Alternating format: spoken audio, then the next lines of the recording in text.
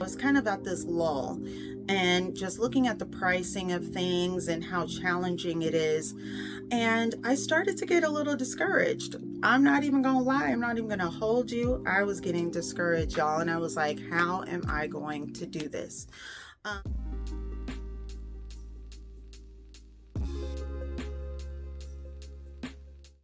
Hi everyone, welcome back to my channel. If you're new here, my name is Lillian Love and this is Styleonacurve, and today we're going to be talking about the pros and cons of creating your own apparel line. Let's get into it.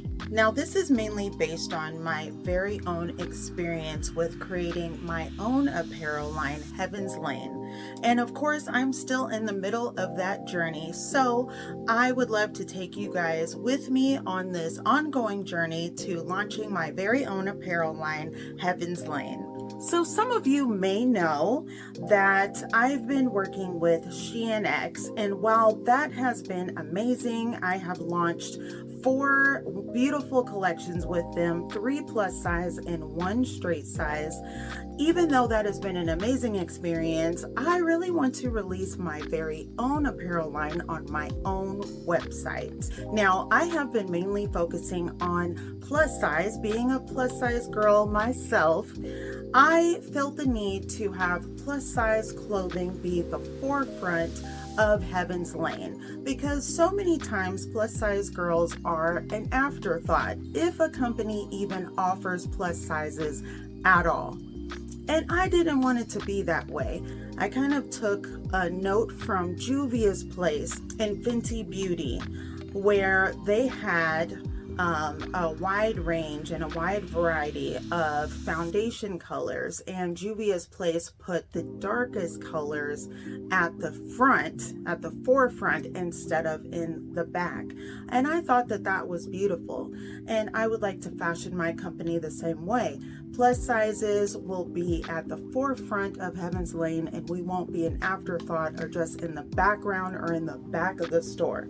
Because as a plus size girl, we love to look fashionable and we want to feel special too. We don't want to feel like we have to go rummaging through some plus size bin in the back of the store, or some tacky non-visually merchandise rack that has things all over the place and just a bunch of ugly t-shirts and huge moo dresses. That's not what I want at all. When someone receives something from heavinzlane, I want them to feel special. I want them to feel like I put a lot of thought and a lot of care and great design and innovation into it. I also want it to be made well. I don't want it to be cheap and be falling apart.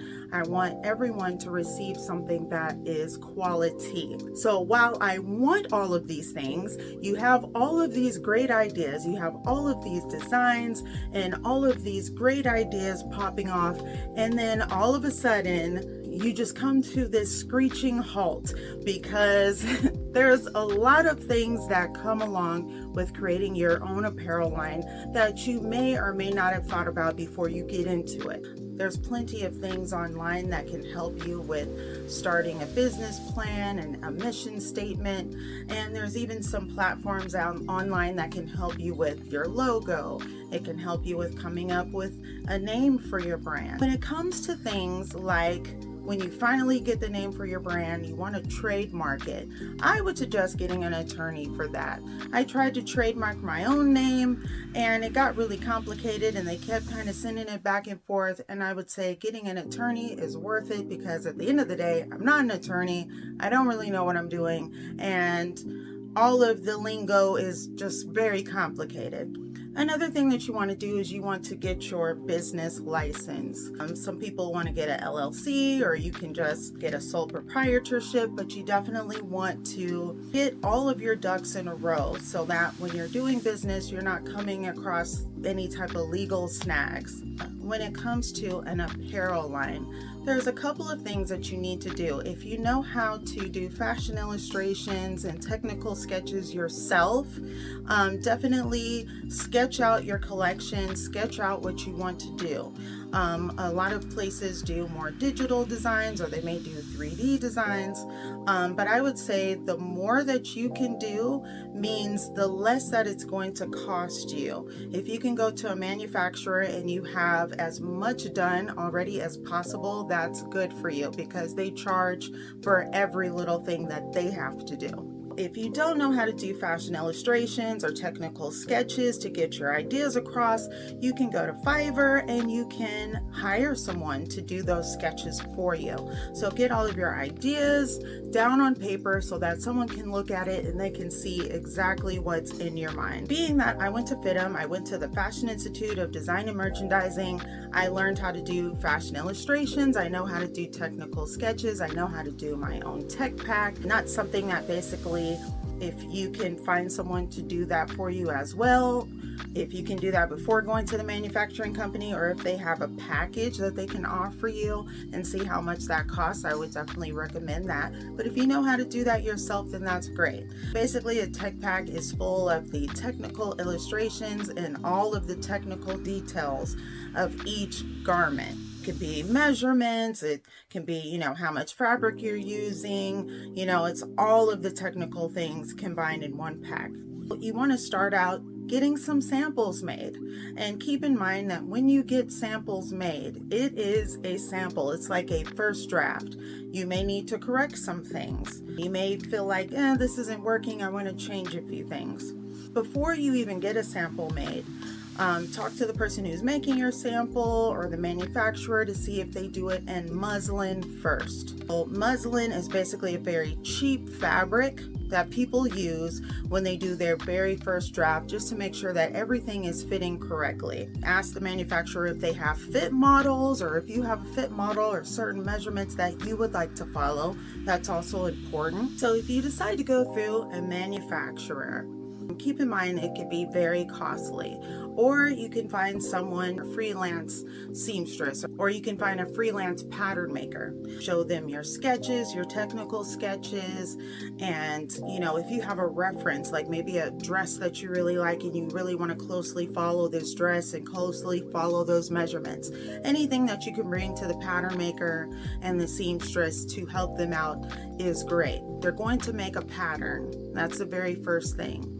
Now at that point, you really want to see if they can make it out of a muslin or a very cheap fabric to try it on to make sure this is working. Because once you put it in the actual fabric, and if at that point you catch mistakes, you spent a lot of money on the actual fabric, and this is a sample that you really can't use. Talk to the pattern makers, see if they can make a quick mock-up in muslin or just a cheap fabric, just to make sure this is actually what you want and everything looks correct. Once you get the pattern the way that you want it and you love it, then you'll give the actual pattern and the fabric to the seamstress, and they will make the sample for you. Make sure that you have everything that the seamstress needs. Like if there's zippers, the pattern maker should also put that on there, the length of the zipper, how many buttons, elastic, everything that you need. And you also go get those things and include that with the pattern and the fabric to give that to the seamstress. Once you do all that and you have your sample made, then at that point, if you like the sample and you want to go forward with selling this, then you have to get your pattern graded. And basically what that means is you have a pattern, usually in straight sizes, you start with a size medium, and then you grade down to small, extra small, you grade up to large, extra large. And usually with plus sizes, you usually start with maybe a 1X, and then grade down to, like extra large, grade up to 2X, 3X, 4X. Once you get it graded, you're going to have to pay someone who knows how to digitize your pattern to grade up and grade down. If a manufacturer is doing this, they're probably going to do digital patterns the entire way through. A lot of companies do digital patterns. Usually only like freelance pattern makers do patterns by hand now these days. But either way, if you can find, maybe a freelance pattern maker and a seamstress to go ahead and make a pattern and make a sample before you go to the manufacturer, I would suggest that, because it is going to be cheaper for you. And at the end of the day, they can take that hand pattern and most likely digitize it and put it in their computer. Once they grade your pattern up and down. You're going to print out all of your patterns on what they call a marker, and you can keep this and keep using it forever. Those are your patterns that you paid for, that you designed, and you can keep using these patterns over and over again. The same outfit, change the color, change prints and patterns. And you know, it's something that's very rewarding when you see your pattern is made, your design is finished, and you can keep making designs off of this pattern, which is a great feeling. So now once you have your patterns, you have your grading, that's when you go to production. You're going to want a manufacturer to do like production on your design. You're going to get all of your materials, your fabrics, your zippers, your buttons, and everything that you need to make that size run, or however many you're going to make of that. And you're going to have all of those made. And then that's when you can start selling those things on your website. You definitely want to get your advertising going. I would suggest paying someone to do your advertising, to do your marketing, because a lot of times as creatives, we're focusing on creating. We're not necessarily focusing on the business or the marketing. That is definitely recommended. If something is not your strong suit, definitely hire someone where that is their expertise, because you can't do it all. When you're first starting out your business, sometimes you kind of have to do it all, at least a little bit. But, you know, for the really important things, try to see if you can go on Fiverr, if you can connect with someone who's more of an expert at these things. So for my personal experience, I went to the manufacturers. I went to a few manufacturers who agreed to do small quantities. So a lot of times manufacturers, they want you to do thousands of units. And if you're a small indie designer like myself, you can't afford to do thousands of units or thousands of dresses in a bunch of different size runs. So size run is like if you do, you know, small to extra large, or extra large to 4X, you know, that's like a full size run. You can find manufacturers that agree to do small quantities, but even with those small quantities, it still costs a lot. It was not necessarily within my budget. Also, I did have an investor who invested in my business, but it still wasn't enough to pay a manufacturer. And I only had about maybe 6 designs. And, you know, everything that I was getting back, all the quotes was like maybe $20,000 to $30,000. And then that still wasn't necessarily like full production as far as how much that was going to be. That was just pretty much going to be the sampling and sourcing process and getting all of my patterns and markers. So it is a lot of money. Getting things made in the US, it can definitely be very, very expensive. But at the same time, having things made overseas, although it may seem cheaper, there's some factors that can make it kind of expensive as well. If you're having things made overseas, you need a quality control manager. You need someone who's going to be over there, boots on the ground, and looking and seeing what is happening at the factory, what's happening with the manufacturer, because they can send you a sample that looks beautiful, it's perfect, and then the rest of production comes out looking crazy. So you need someone who's there, or you need to go there yourself to keep checking in to make sure production is going the way that it should. Another thing, just, you know, imports. Sometimes there can be issues with import. Being that I went to a few manufacturers in the US and what they quoted me was just way outside of my budget, I ended up getting a few recommendations to go to some, you know, freelance pattern makers, freelance seamstresses. Even that can be a little challenging because, again, if you're not a big company, and if that person has a contract, or if they get a gig with a big company, oftentimes your stuff is going to go on the back burner and they're going to do the clothes for the bigger company. I found a couple of really great pattern makers and I love them. They're amazing. And I have my patterns, and still, you know, that was still, you know, a pretty penny. Like it could be couple $100 per pattern. You're kind of just at this person's whim because they are living life and they have other contracts. So you kind of just have to get your patterns when you can. Once I got my patterns, I felt like, okay, I felt really accomplished. I have these patterns. They're exactly the way that I want them. They look great. Now I need to take them to a seamstress. Now, the first seamstress that I went to, we had a few snags because, you know, things didn't look the way that I wanted it to, or things were just really, really late, or deadlines weren't met. So I had to part ways with the first seamstress, unfortunately.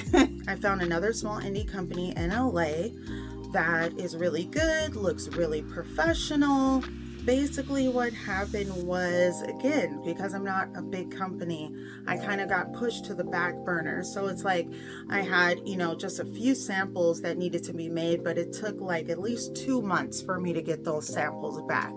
And in fashion world, it would take them no time at all to sew those things. It would take them maybe a few days, maybe a week, 2 weeks tops. So I'm knowing that I'm getting pushed to the back burner. I'm getting pushed to the back burner. So it's kind of like you really need to focus on getting all of your samples made, getting everything out there, and getting to this point where you're right before production and you're kind of figuring out, how much time is this going to take? How much money is this going to take? What are the real deadlines?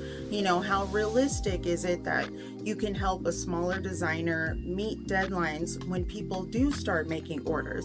You definitely want to ask those questions so that you're not being put on the back burner when you have actual orders coming in. So it got to the point to where I felt like it was taking a while.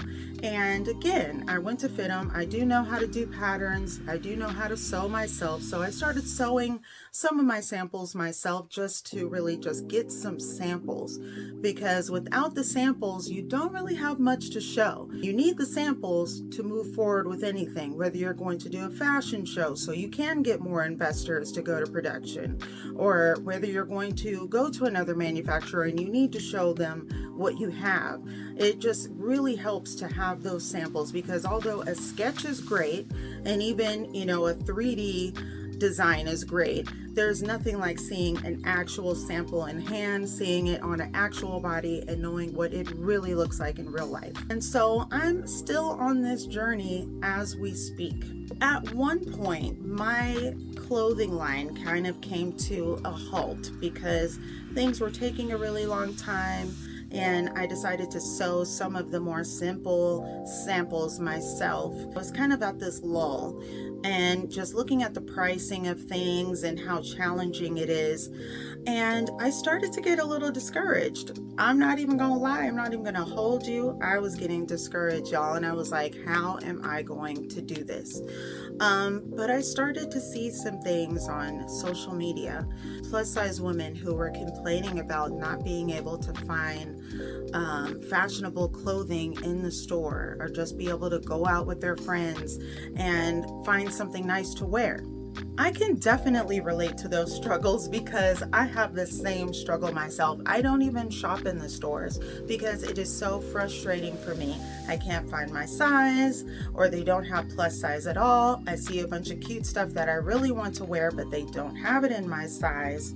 All of your friends finding cute stuff to wear, but they don't have anything for you, or they don't have your color. It's really frustrating. So I only order online, and I only order from a select few companies that have plus size, and I know what their clothes fit like on my body. Seeing a couple of those videos really brought my passion back to life, because I'm like, this is definitely something that's needed. My brand, heavinzlane, is something that's very special and unique in putting plus size women at the forefront of the business instead of being an afterthought. My passion is to make everyone feel special. Everyone deserves to feel stylish, to feel special, to feel beautiful, and I never liked being an afterthought.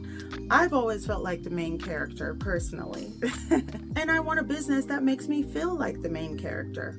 Having people receive something that was made with love and made with care, something that makes them feel special, that's what I'm passionate about. I'm passionate about plus size women feeling special and being able to find stylish clothing and feel fashionable, feel loved, and not feel like an afterthought. I want them to feel like the main character when they're wearing Heavinzlane. I want people to stop them in the street and say, where did you get that?